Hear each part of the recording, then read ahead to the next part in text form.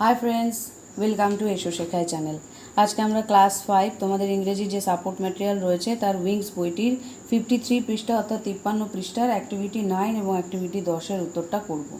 উত্তরটা করবার সময় আমি বলে নিই যে 52 পৃষ্ঠায় একটা তোমাদের প্যাসেজ আছে অর্থাৎ অনুচ্ছেদ আছে, তার বাংলা মানে আমি এই ভিডিওটার ঠিক আগের ভিডিওটায় করে দিয়েছি। যদি সেই ভিডিওটা দেখে আসো তাহলে এগুলো বুঝতে তোমাদের সুবিধা হবে। আমি ডেসক্রিপশান বক্সে ওই ভিডিওটার লিঙ্ক দিয়ে দেবো। আর যদি মনে করো যে কেউ ইজিলি খুঁজে নেবে তো এই ভিডিওটার ঠিক আগের ভিডিওটাই হচ্ছে ওই অনুচ্ছেদের বাংলা মানে। তো দেখো, অ্যাক্টিভিটি 9-এ বলেছে কমপ্লিট দ্য ফলোয়িং সেন্টেন্সেস, অর্থাৎ নিচে দেওয়া বাক্যগুলোকে সম্পূর্ণ করো উইথ ইনফরমেশান, তথ্য নিয়ে, ফ্রম দ্য টেক্সট, গল্পটি থেকে, অর্থাৎ গল্পটির থেকে তথ্য নিয়ে তোমাকে নিচে দেওয়া যে লাইনগুলো রয়েছে, যে বাক্যগুলো রয়েছে সেগুলোকে সম্পূর্ণ করতে বলেছে। 1 ইজ ডান ফর ইউ, একটি তোমার জন্য করে দেওয়া হলো। তো এখানে দেখো প্রথমে রয়েছে air, water and earth are the most precious free gifts from nature, অর্থাৎ হাওয়া মানে বায়ু, জল এবং আর্থ মানে মাটি are the most precious free gifts from the nature. Most precious মানে সব থেকে মূল্যবান, ফ্রি গিফটস মানে হচ্ছে বিনামূল্যে পাওয়া উপহার, ফ্রম নেচার মানে প্রকৃতির থেকে। তাহলে হাওয়া, জল এবং মাটি হলো প্রকৃতির থেকে পাওয়া সব থেকে বহুমূল্য, সব থেকে বিনামূল্যে পাওয়া দামি উপহার।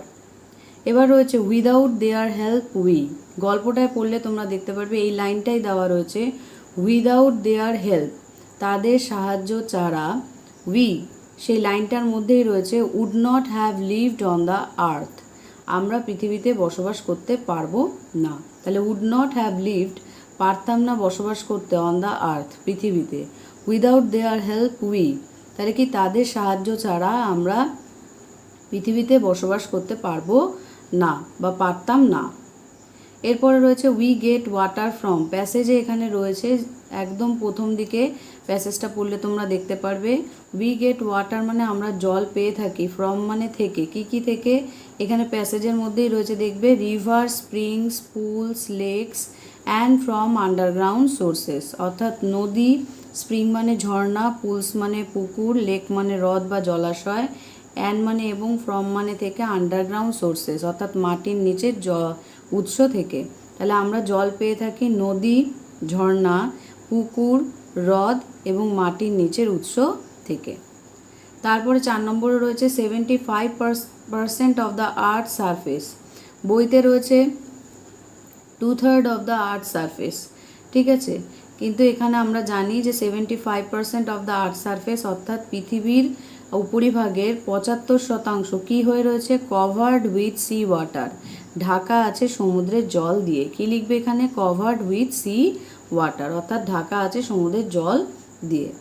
তারপর রয়েছে we must be very কশাস in using portable water, আমাদের খুবই সতর্ক হওয়া উচিত ইউজিং পোর্টেবল ওয়াটার, পোর্টেবল মানে কি ব্যবহার উপযোগী যে সমস্ত জলগুলো রয়েছে তাদের ব্যবহার নিয়ে আমাদের খুবই সতর্ক থাকা উচিত, কারণ জল অনেক সময় আমরা খুব নষ্ট করি, তো জল নষ্ট করা উচিত না, ব্যবহার করা যায় এরকম জলকে সবসময় সংরক্ষণ করা উচিত এবং আমাদের সতর্ক থাকা উচিত। তো তোমরা এখানে কি লিখবে, ইউজিং পোর্টেবল ওয়াটার।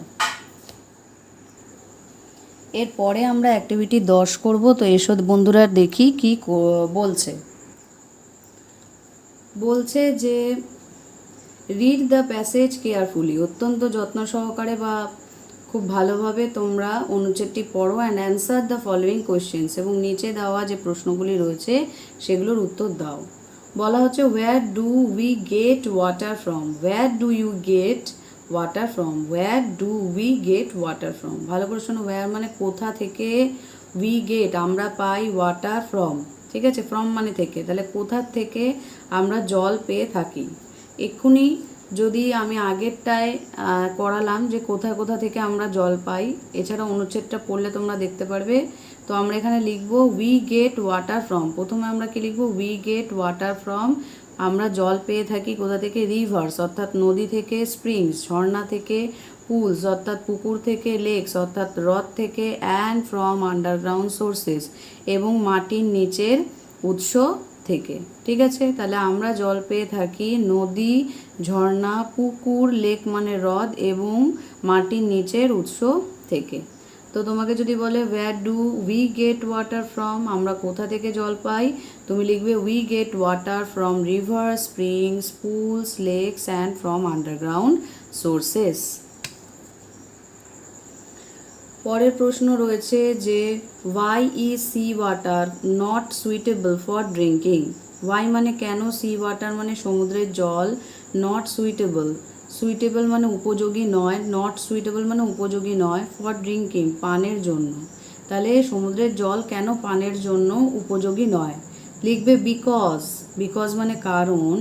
এখানে তোমাদের প্যাসেজটার মধ্যে এই কথাটা লেখা রয়েছে, দেখবে about 30 to 35 grams of salt in 1 liter of sea water has made it unsuitable। অর্থাৎ অ্যাবাউট মানে প্রায় 30 থেকে 35 গ্রাম লবণ 1 লিটার সমুদ্রের জলে থাকবার কারণে এটাকে পানের উপযোগী করে তোলেনি। ঠিক আছে, পানের অযোগ্য করে তুলেছে। So because about 30 to 35 grams of salt in 1 liter of sea water has made it unsuitable। কারণ প্রায় 30 থেকে 35 গ্রাম লবণ 1 লিটার সমুদ্রের জলে যেহেতু থাকে তাই এটা পানের অযোগ্য হয়ে উঠেছে। নেক্সট প্রশ্ন বা সর্বশেষ প্রশ্ন হচ্ছে what will happen if we misuse water callously. মানে হোয়াট উইল হ্যাপেন কি ঘটবে, ইফ উই মিস ইউজ যদি আমরা কি করি, মিস ইউজ করি অর্থাৎ কোনো অপব্যবহার করি, ওয়াটার মানে জলকে, ক্যালাসলি মানে অবিবেচকের মতো। ঠিক আছে, যদি আমরা জলকে অবিবেচকের মতো অপব্যবহার করি বা খরচা করি তাহলে কি ঘটবে, হোয়াট মানে কি আর হ্যাপেন মানে ঘটবে। তাহলে এখানে উত্তরটা একদম সুন্দর করে লাস্টের দিকে লেখা রয়েছে, সেই লাইনটাই আমি এখানে তুলে রেখে দিয়েছি।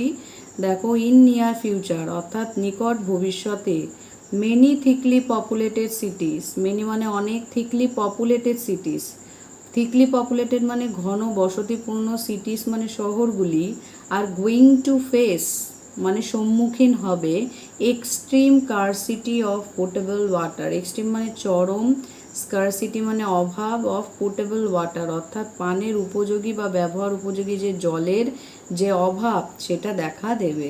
In near future many thickly populated cities are going to face extreme scarcity of portable water. ভবিষ্যতে বা নিকট ভবিষ্যতে বহু ঘন বসতিপূর্ণ শহরগুলি মুখোমুখি হবে ব্যবহার উপযোগী পানের জলের অভাব। ঠিক আছে, কি মুখোমুখি করবে, তারা মুখোমুখি হবে বা সম্মুখীন হবে ব্যবহার উপযোগী জল তারা পাবে না। তো এটাই হলো উত্তর। এরপরে চলো আমরা 54 পৃষ্ঠার উত্তরগুলো করি।